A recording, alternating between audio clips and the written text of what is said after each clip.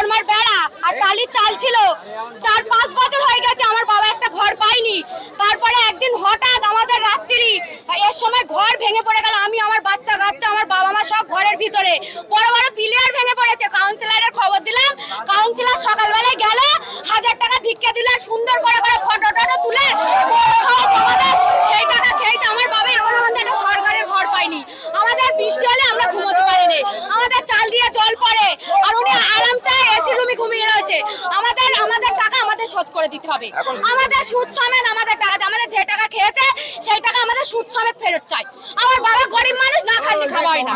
গরিব মানুষের টাকা আত্মসাৎ করেছে, যে ঘরটা ছিল ঘরের কাঠ মানে আমাদের ফেরত দিতে হবে, কিংবা যে ঘর আমাদের হলো আনকমপ্লিট করে টাকা পয়সা সব তুলে নিয়েছে।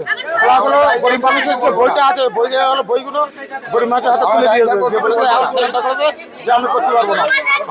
আমাদের একটাই কথা যে জনগণের টাকা জনগণের ফেরত দিতে হবে। জনগণ হলো ঘর নিজের হাতে নিজেরাই পারবে। হ্যাঁ, বাড়িতে ঘরের মধ্যেই আছে, আর ওনার স্বামী পালিয়েছে, লোক থেকে পালিয়েছে। হ্যাঁ, একটু করে ঘন্টাখানে আগে পালিয়েছে।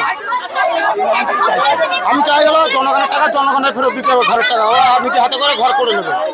যত এখানে 3 নম্বর ওয়ার্ডে যত বাড়ি হয়েছে পুরো কাঠমিনি তো খেয়ে নিয়েছে।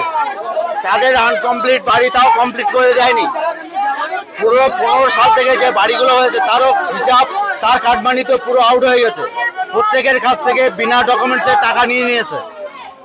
তিরপল আয়লার টাকা পর্যন্ত চুরি করে খেয়েছে। যত আয়লার টাকা তিরপল সব কিছু চুরি করে খেয়েছে। করোনার সময় যত টাকা পেয়েছে কাউকে টাকা দেয়নি।